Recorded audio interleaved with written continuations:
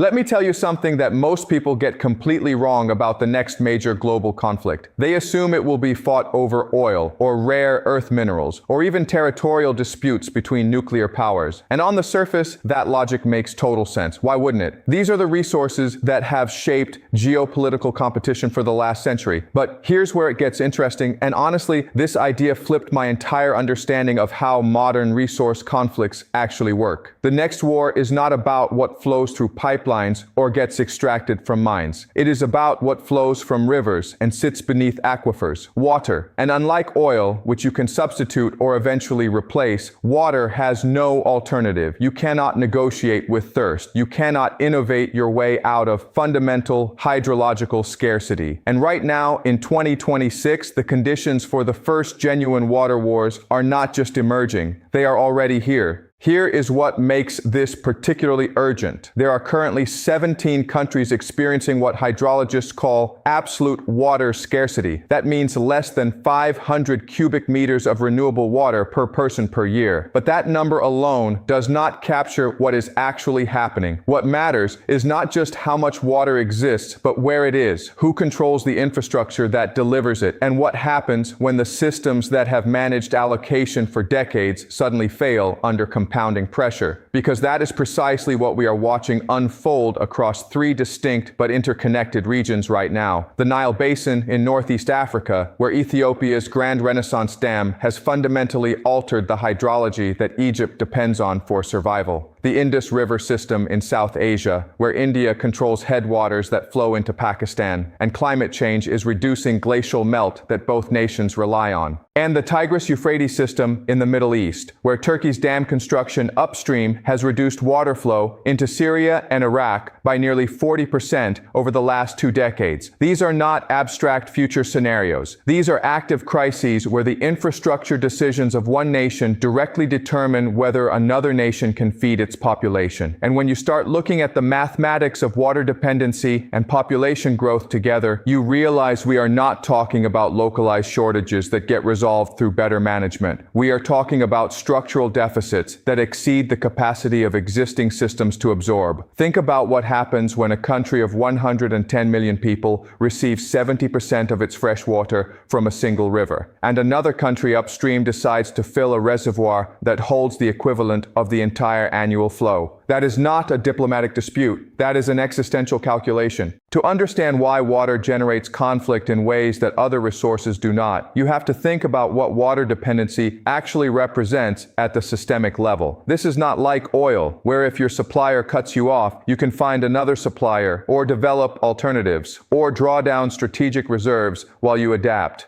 Water operates under completely different logic. It is tied to specific geographic systems. Rivers flow from defined sources to defined destinations. Aquifers recharge at specific rates in specific locations, and the infrastructure required to move water between river basins or desalinate seawater at scale requires decades of investment and massive energy inputs that most water-scarce nations simply cannot afford. So let me walk you through the framework that explains why water scarcity does not just create resource competition, but generates what strategists call zero-sum conflict geometry. This is the difference between negotiable disputes and structural antagonism. In negotiable disputes, both parties can theoretically improve their position through cooperation, trade, or technological innovation. One nation's gain does not require another nation's loss. But in zero-sum geometries, the fundamental structure of the situation means that any benefit one actor receives must come at the direct expense of another actor. There is no expanding the pie. There is only fighting over how to divide a pie that is shrinking. Water systems create zero-sum geometries because of 3 compounding factors. First, fixed flow volumes. Unlike oil reserves that can be developed or substituted, rivers carry finite volumes determined by precipitation patterns and watershed characteristics. The Nile flows at roughly 84 billion cubic meters annually. That number is not negotiable. It is physics. Second, sequential dependency. Countries downstream rely entirely on the choices made by countries upstream. If Ethiopia fills its dam, Egypt's water supply drops. There is no parallel alternative that Egypt can access without Ethiopian cooperation. Third, infrastructure lock-in. Once a nation builds dams, reservoirs, irrigation systems, and cities based on expected water availability, changing that infrastructure requires decades and investment that exceeds the economic capacity of most developing nations. Egypt's entire agricultural system, which feeds 95 million people, operates on the assumption of specific Nile flow rates. You cannot just relocate the Nile Delta. This is why water conflicts escalate differently than other resource disputes. With oil, if prices rise or supply tightens, markets adjust, alternatives emerge, and efficiency improves.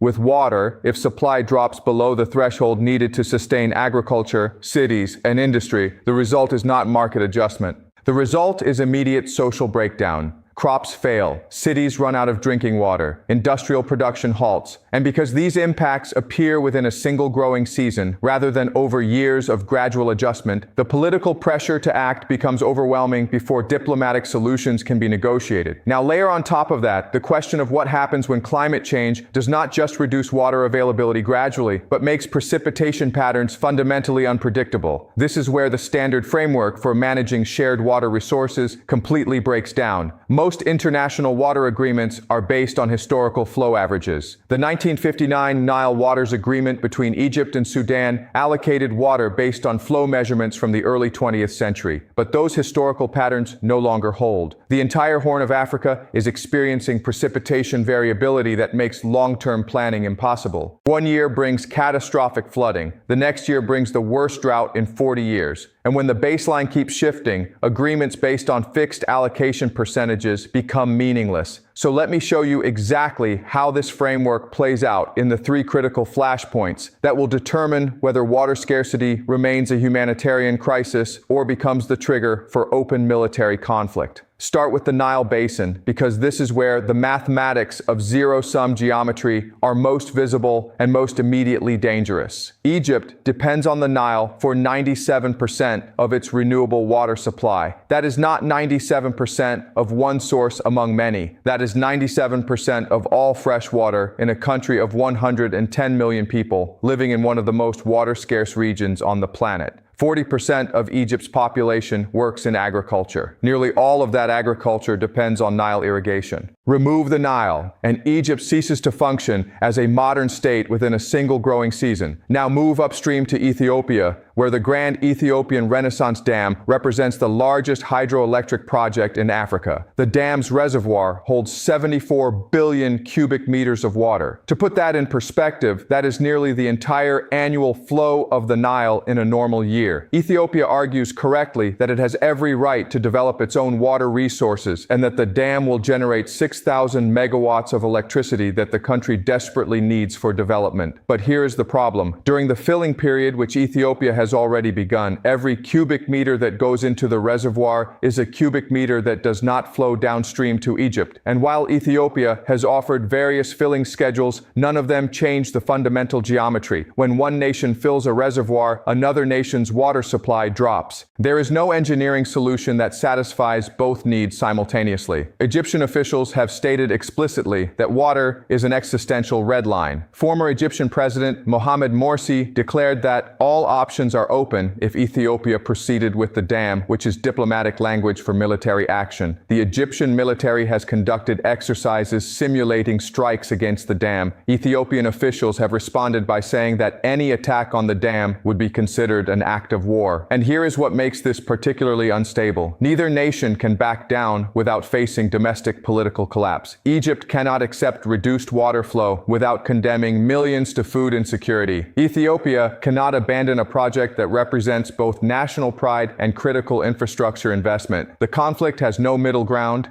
Think about what happens when the next major drought hits the region, which climate models predict will happen with increasing frequency. Egypt's agricultural output drops, food prices spike, urban populations that have already experienced political instability once in 2011 take to the streets again. The government faces a choice between accepting slow-motion state failure or taking military action to destroy the dam before the reservoir reaches capacity. Ethiopia, anticipating exactly this calculation, has stationed military forces around the dam, and integrated air defense systems. The infrastructure itself becomes a military target that both sides have built strategic planning around. Now shift to South Asia, where the Indus River system supports 260 million people across India and Pakistan, two nuclear-armed nations that have fought 4 wars since 1947. The Indus Waters Treaty of 1960 has survived those wars, which is often cited as proof that water agreements can endure even extreme political tension. But that treaty was negotiated in a world that no longer exists. It assumed relatively stable flow from Himalayan glaciers that fed the river system. Those glaciers are disappearing. The Indus Basin is losing glacier mass at some of the fastest rates on the planet. By 2050, glacial melt contribution to river flow will have dropped by 30 to 40%. The water that currently sustains agriculture in both Pakistan and India simply will not exist at historical volumes. India controls the headwaters and has been constructing dams and diversion projects on the western rivers that the treaty allocated to Pakistan. Pakistan views each new Indian project as incremental violation of the treaty, slowly reducing water flow into Pakistani territory. Indian officials argue they are operating within treaty terms,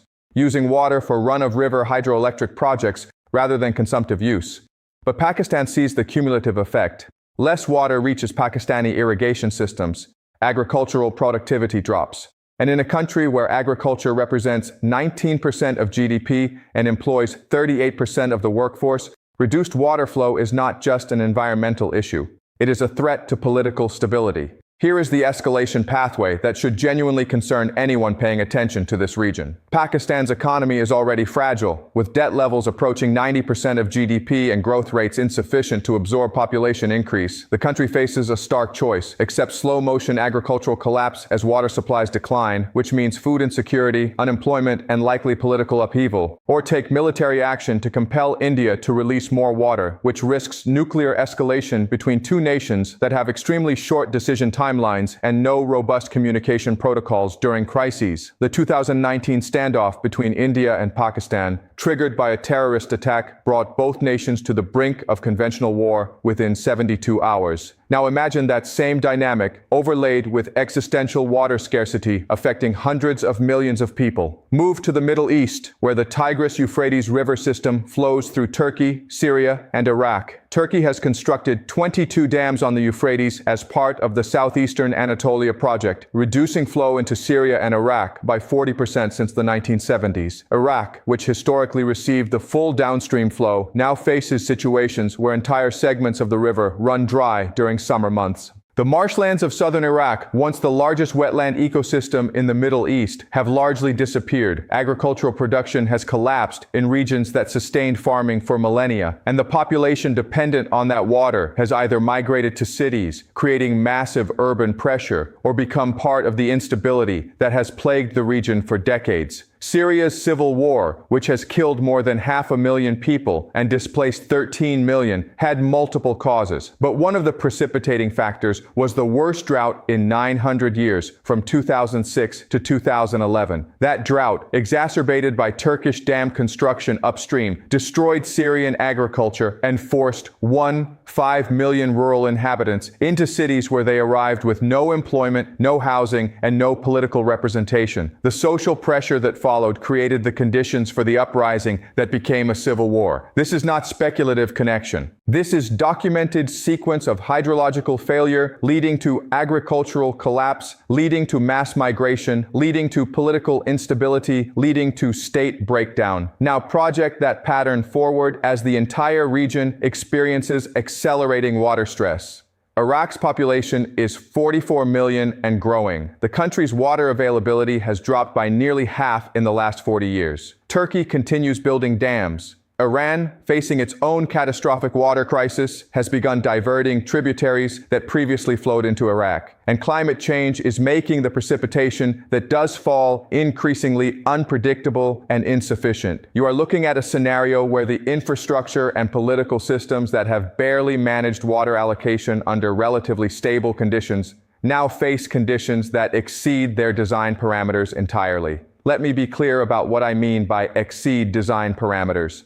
The entire modern state system in the Middle East, the borders, the governments, the agricultural systems, was built during a period when water availability, while limited, was relatively predictable and sufficient to sustain the populations that existed at the time. Every city, every farm, every industrial facility was located based on assumptions about where water would be and how much would be available. But those assumptions no longer hold. The water that supported the system is not just reducing gradually in ways that allow adaptation. It is disappearing faster than infrastructure can be rebuilt or populations can relocate. Now take everything we have established about these three regions and add to it something that makes the water crisis particularly significant: the overlap with existing conflict zones. Water scarcity is not emerging in stable, peaceful regions with strong institutions and cooperative international frameworks. It is emerging in regions that are already experiencing political instability, armed conflict, weak governance, and historical antagonism between neighbors. The Nile Basin includes countries that have fought wars within living memory. South Asia is home to the world's longest-running nuclear standoff. The Middle East has been in continuous conflict for decades. Water scarcity is not creating conflict where none existed. It is adding accelerant to fires that are already burning. This is where the implication cascade really begins, because the immediate tactical consequences of water scarcity in these regions have already moved beyond humanitarian concern into active military contingency planning. Egyptian military exercises simulating strikes on the Renaissance Dam are not symbolic posturing. They represent actual operational preparation for scenarios where water flow drops below critical thresholds.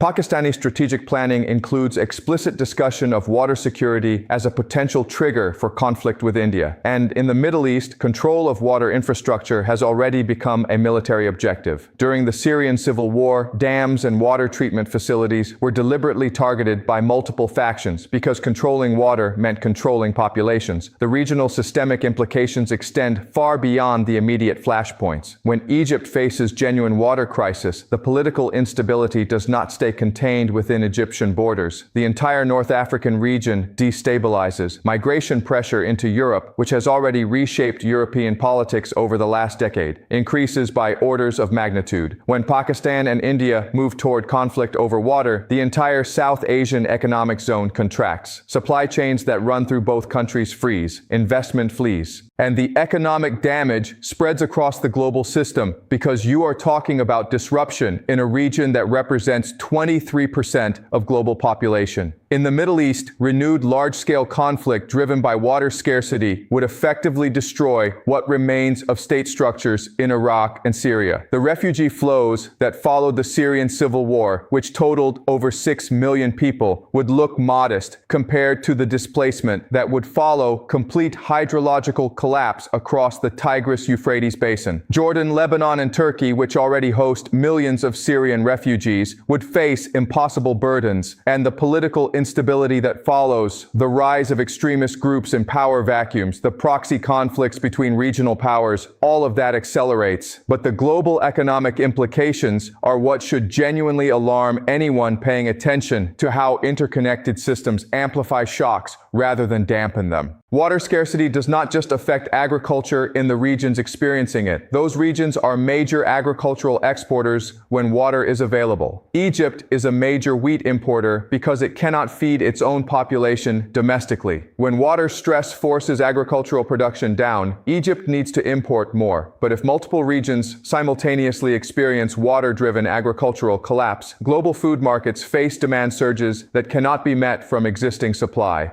Food prices spike globally, not just in water-scarce regions. The 2008 global food crisis, which triggered riots in 37 countries, was driven by relatively modest supply disruptions. A combination of droughts in Australia, biofuel mandates in the United States, and export restrictions in response to price increases created a cascade where prices doubled in 18 months. Now imagine that scenario overlaid with structural water scarcity affecting the Nile Basin, South Asia, and the Middle East simultaneously. You are not talking about temporary price spikes that stabilize when the next harvest arrives. You are talking about permanent reductions in agricultural capacity in regions that collectively represent over 1 billion people. The market cannot adjust to that. The market breaks. Energy markets experience similar cascading pressure because water is essential for energy production. Hydroelectric dams require water flow. flow, thermal power plants require cooling water, and desalination, which is often proposed as the technological solution to water scarcity, requires massive energy inputs. Saudi Arabia and the UAE have invested heavily in desalination, but the process consumes enormous amounts of electricity. If you are a water-scarce nation without significant energy resources, desalination is not an option. You cannot afford to run the plants.